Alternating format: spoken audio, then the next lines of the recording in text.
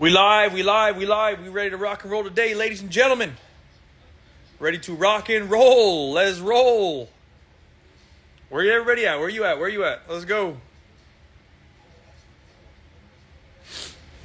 Ladies and gentlemen, boys and girls, we live today. This one you guys I think are going to find fire. We're going to have fun with it, man. Okay, so we're going to have a special guest. One of my former players that played for me for like 5 years. I coached him directly, I think, for 2.5. And then I did a lot of extra private training for him and whatnot. His name is Inti. He has his own thing as well up in Jacksonville, which is great. And let me get him invited in, and let's get this show on the road. He's only got so much time, so let me do that right now. Hold on. Inti.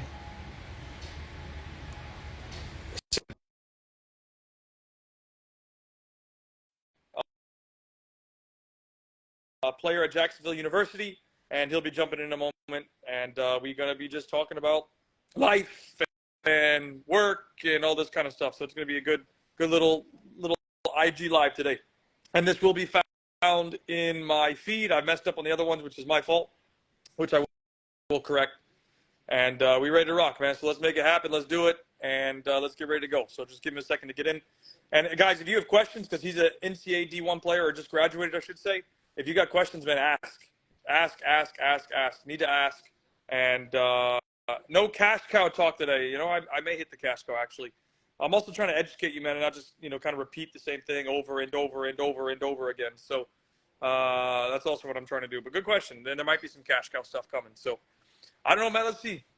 Have the winners been announced? I will make the winner announcement right after this, actually. I'll post it in my story. And it says he was unable to join. Let me try again. Hold on. Let's try again, mate. Inti is invited. So I will make the announcement later for the winners or I guess right after this, I'll put it out in my story. It'll be posted in my story.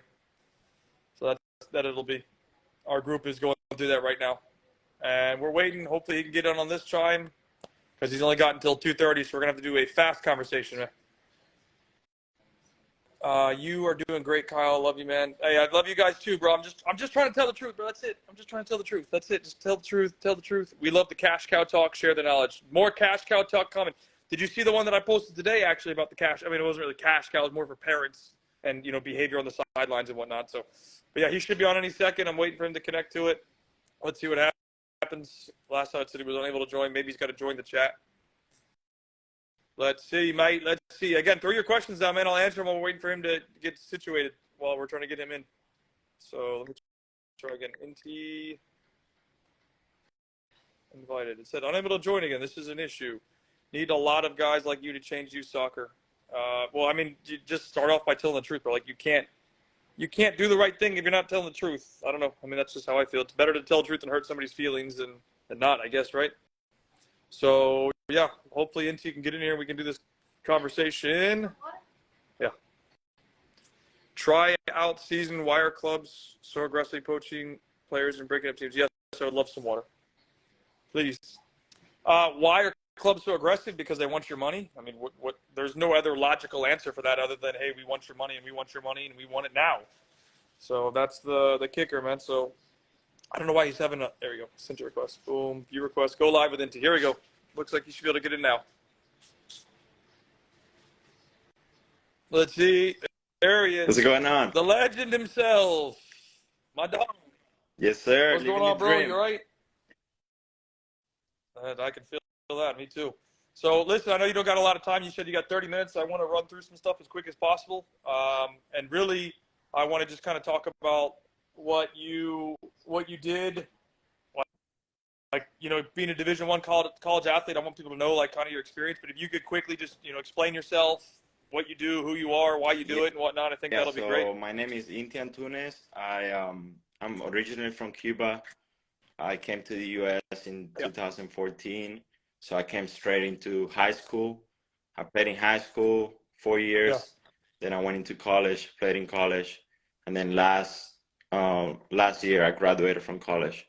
So right now I'm just working. And he didn't just graduate from college, guys. He graduated from an NCAA D1 where everybody says they want to go to. So I want Inti to kind of share his experience with that. And I've known him for a long time, I think since 2016. So I trained him for a couple of years and did a lot of extra work privately for him and whatnot. And he's an unbelievable player. I've always said he has the talent to be a pro. It's just, getting to that final step. So can you kind of walk through, maybe your first season in college and like the difference from youth soccer, actually being a Division I college player? What is it like? Well, there's many different, factors or Yeah. different things that we like. There's so many different things that we could pretty much spend a whole day talking about it. But personally, Yeah. for me, I guess the physicality of the game Mm-hmm. really took a big it had a huge impact on my game. So, I went from being Right. used to Right. in club soccer, kind of used like I was like one of the best players in every team that I was, just going through club and high school and stuff like that. Yeah. So a lot of, myself personally, I kind of a lot of times took the freedom to just like, walk around and just not, yeah, right, Conserve conserve my energy. energy and kind of use like save my energy so that whenever I'm on the ball, like I'm basically creating danger. So I play forward. So most of the goals were scored by Yeah. me. But when I went into college, it was just, there was a tough realization that that's not how things were going to work.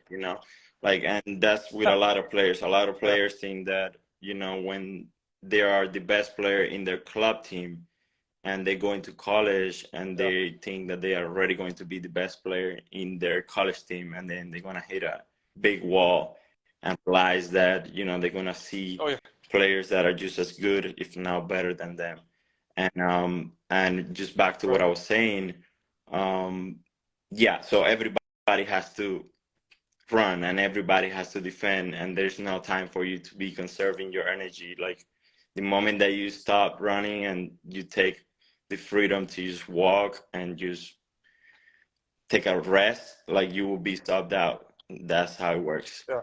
So, Yeah. Well, then let me ask you this. So you talked about being subbed out. How many players were on your roster or at well, Jacksonville University? How many the players? the most that have, I think it was my sophomore year, we had 31 players, Yeah. if I'm not mistaken. Yeah. 31. And then Yeah. it kind of just is So 31 somewhere guys. So that means around 25 good. to like 30.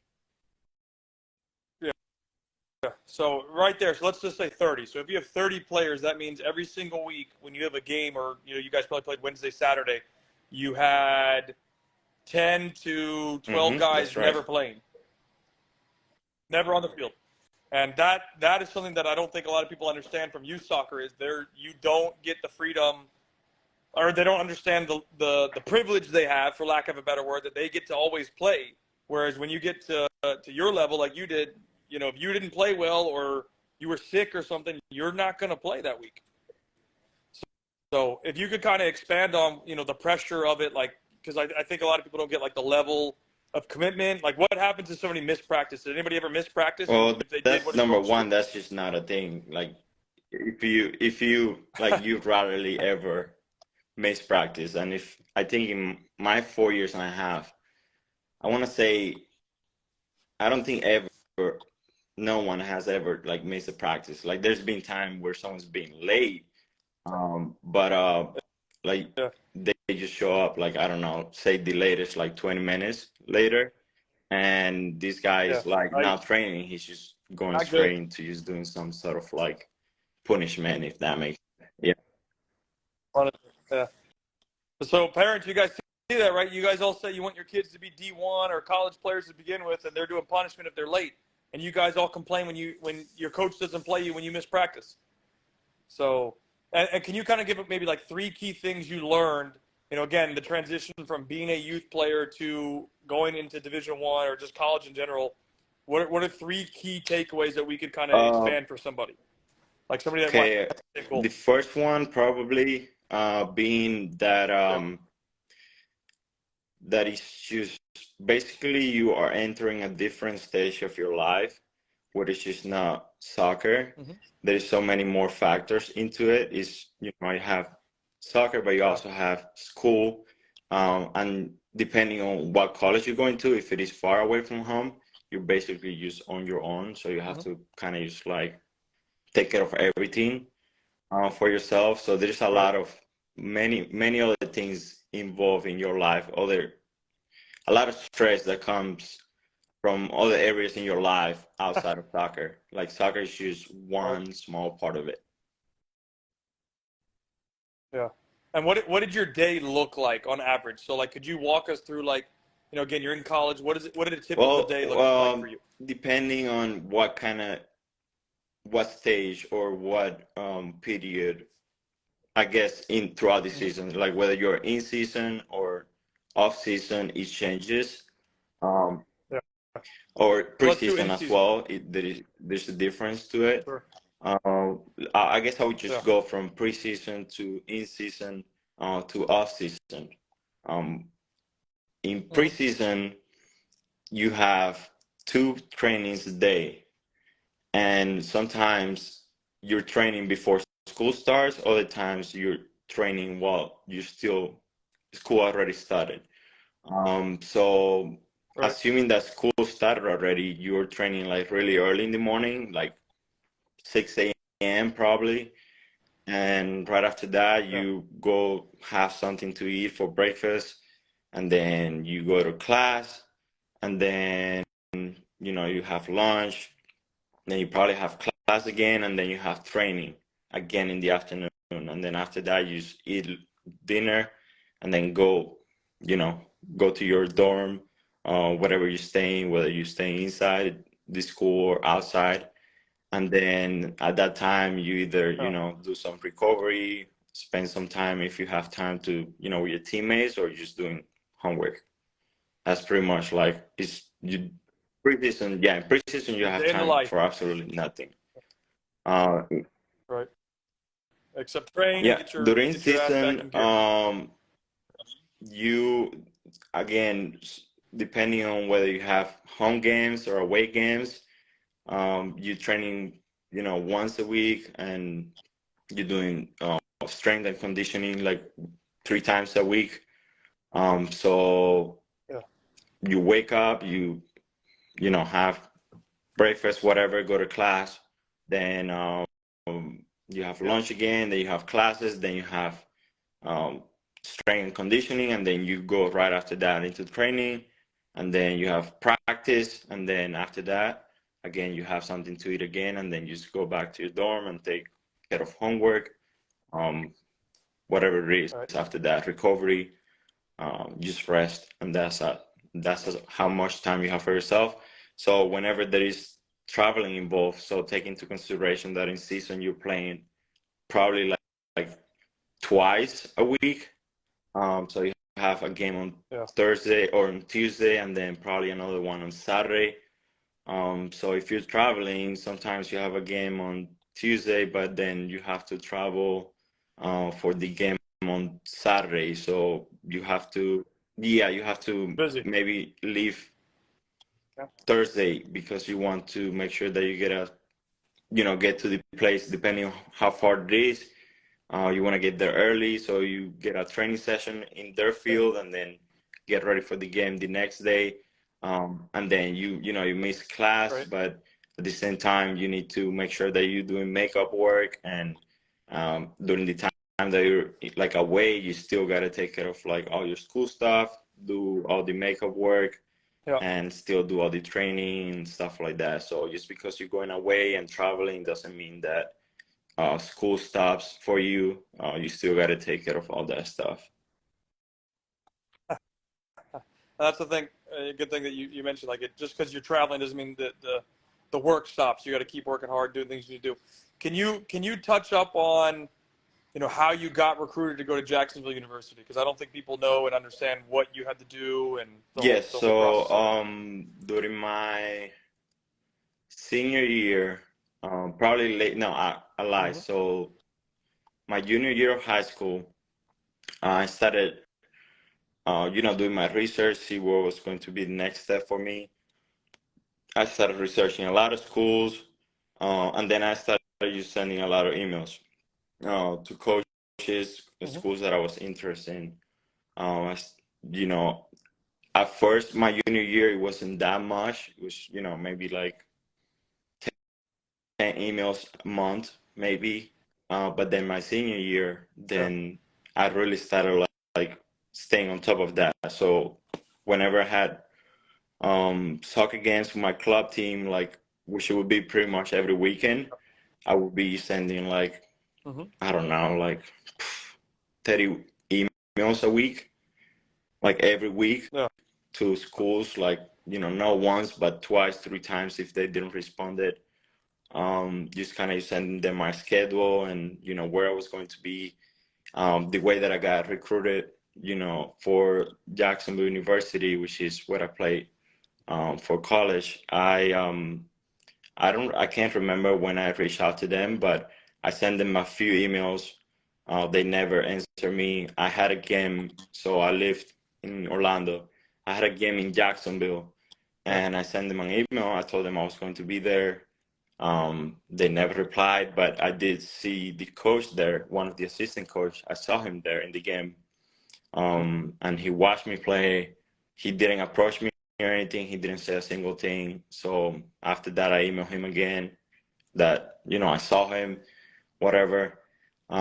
Didn't get a reply. Anyways, I continue, move on. I had a tournament in ESPN.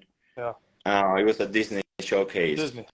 and again, I'm emailing all these schools the coaches that are gonna be present in this tournament. Jacksonville University was one of them. Still email them, and then I saw this assistant coach again with the head coach in these games. And after, I think they came to watch me in two games, and then after the second game, they actually approached me, and then that's how we started like communication. And then from that point on, um, So it's funny, right? I mean, for people that don't understand this, like Inti was sending multiple emails and never got an answer back. Yet he happened to see one of the coaches at the game. So just because, and it really attests to this, like you never know who is watching you play, and to your point, 9 times out of mhm. 10 they will never answer a message, especially an email. So for kids that have the dream of wanting to be Division I or college in general, like you're going to send a lot of messages and get nothing back. So that's really key. So can you talk a little bit now about like the physical differences? So and you highlighted it slightly, but like what are the real physical differences between youth soccer and what you experienced in Physical college? differences in terms of like, Yeah, like yes. So, play, like the game, well, the opponents, the size, all obviously, that. we're not talking about any, teenagers anymore. Like we're talking about 18 Yeah, to 23, 24, sometimes 25-year-old grown yeah. men. So this is not club soccer anymore. This is like, you get tossed around. Yeah, This you is real life. it's basically really aggressive if you use um if you go easy for a 1v1 challenge, like you're going to get hurt kind of thing.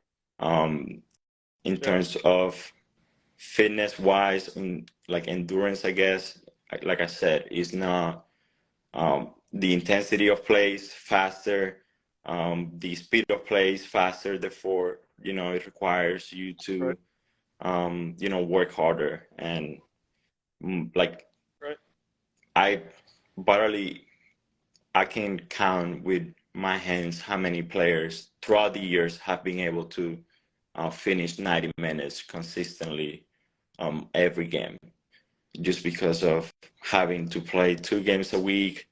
And also, like I said, the intensity of the game is a lot different.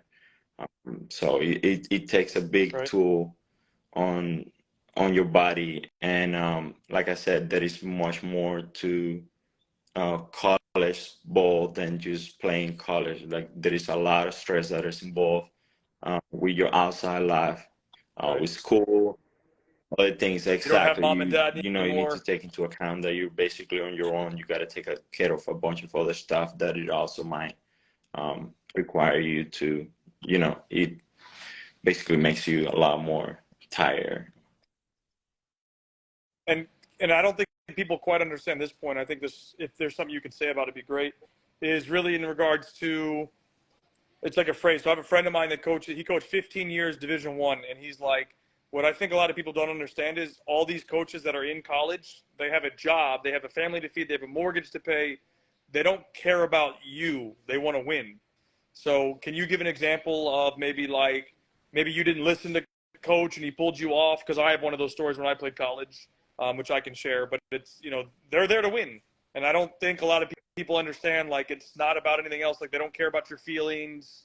Like, they want you to be in good shape and whatnot. But like, when it comes to the game, it's the best 11 play, and that's it. There's no other questions about it. There's no, well, my son this and my mom this, and Yeah. it's just the best 11 play. So about that, there are different kind of coaches everywhere, and that's what is more, Yeah. I guess, common to see. Or in my case, my coach for all Mm-hmm. the 4 years that that I played at 4 years and a half that I played at Jacksonville University, Mm-hmm. he was, in fact, like, he did care about their players and what they, their, I guess, not their feelings, but kind of just like them as people. And he was Yeah. always concerned about their own development and the stuff that were going on in their life and stuff like that. However, that does not, you know it has nothing to do with when it comes to training, when it comes to the game. There were not any expectations. Yes, When that you're there on were the not field. like expectations Yeah. to Yeah. switch the lie, like, kind of just like realize that now it's time to perform. It's time to take care of business. Um, and same Yeah. with training. Like, you need to bring your best attitude and be ready to play ultimately. So, so speaking of training, so did coach separate, like, at training, and he's working on tactical shape as an example? Did he separate starters from non-starters, and Uh, how did he set up training typically? you sort of kind of you do see a lot of that of in terms of when you're doing setting up training drills that Yeah. are, for instance, if we're trying to work on building out of the back, like, it always starts with, Mm-hmm. like, the starting back line, and then they Mm-hmm. are the one who are building up, and then the kind of just put the starting forwards going to do the pressing, if that makes sense. So that I guess you Sure. have Yeah. the starting players working first, kind of just like building that chemistry and working on building out of the back, and then you Yeah. have the starting forwards to work on their pressing and Yeah. kind of just making things challenging. And then after Yeah. a certain amount of time, you start, like, you either, like, switch it completely, or you start kind of just like putting other players in different spots and trying different combinations of players. But in other instances, when you try, maybe one day before the game, and you're trying to work on corner kicks or set pieces, like, you have the starting group, and then you have the groups that the bench, and that's how you start getting those reps in preparation for the Yeah. game, if that's what you're asking. Yeah. Okay. So yeah, I know that makes total sense. So, because again, I think a lot of people think that because their kid is, like, especially you, that their kid is on a team, that he deserves to play. And I'm like, well, when you get to the next level, Hmm. you only deserve to play when you earn it. So, and I'm sure you can add some value to this. I'm sure there were times that you didn't play, and can you kind of explain, like, the process of how that worked for you? So if coach didn't have you play, or maybe you played a few minutes, did you go talk to him after the game, or did your mom call him, or what happened where you wanted to know what you could do to So, play more or whatnot moving forward? personally, there are different type of players. I was the player Yeah. that whenever I've always been very self-aware of my Yeah. strengths and weaknesses. And most of the time, when I felt like I wasn't getting enough playing time, I knew that it was because there were things that I needed to work on, and I knew that I needed to get those fixed in order to see more playing time. All the times where I feel like I could have played more, the approach to that is to, and the coach is very transparent. At least mine was the whole time that, whenever you feel like you don't understand why you make X or Y decisions, that we, after the game, whenever we can have a conversation about it, and then I can, tell you Yeah. this is why you didn't play, this is what you need to do better. But ultimately, it's the coach's decision to either, push you in or not. And you have to respect that, and all you have to do Yeah. is make sure that you're doing everything in your power to make sure that you're playing ultimately. Yeah. And can you list off maybe like three things that you learned over the course of 4 years? So after graduating, summarizing it, what would you say you could take away from a good experience that you maybe learned from, like three things maybe that you learned during your time in college as a player? Three things that I learned from college. Yeah. Okay. One is that you need to be mentally tough. Um, Mentally tough if you really want to strive and then continue to move on with soccer past college, meaning to play professionally.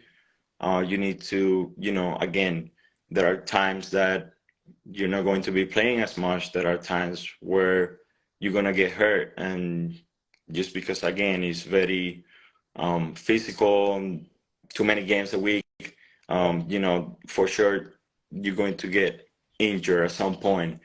And again, just being mentally strong and just whenever you're going through a setback, kind of just staying keep a good mindset of everything whenever that you're not playing because of X reason.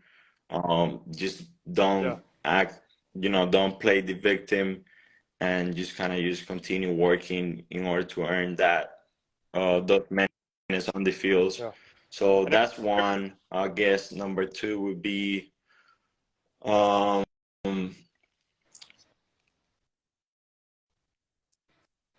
number two would be things that I learn is that your ability to establish relationships and make connections during your college career.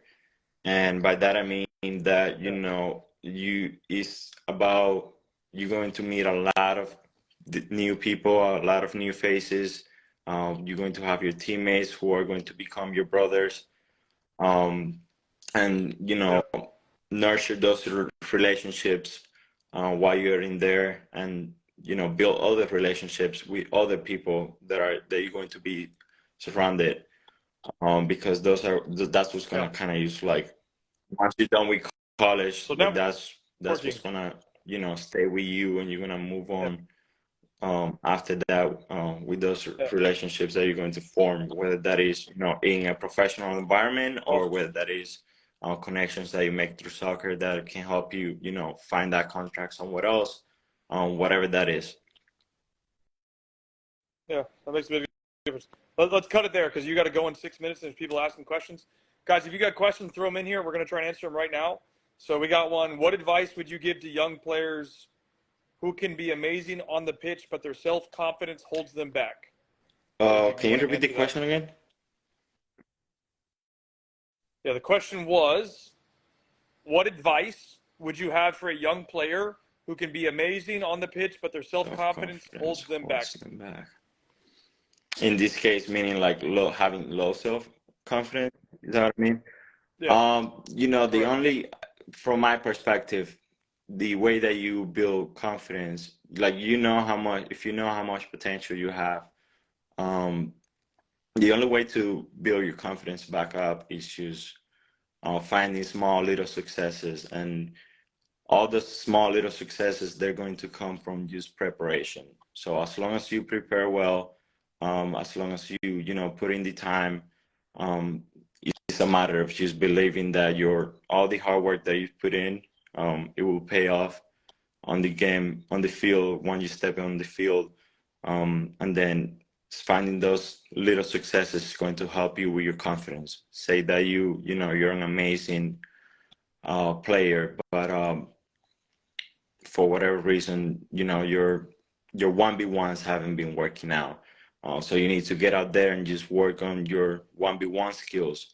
And the only way that you're going to build that confidence back on is just trying it in the game. Do not shy away from it. Just keep trying to beat defenders one-on-one until you do. And once you do, that's gonna help you. That's gonna make you feel really good. And then you're gonna try it again. You're gonna get better at it and continue working on your 1v1 moves. And you know, next time you're gonna beat him again, and that's gonna help you and help you and help you. And then eventually you're going to unlock all the potential that you have. That's just one example of one area of the sport that you can. That's good.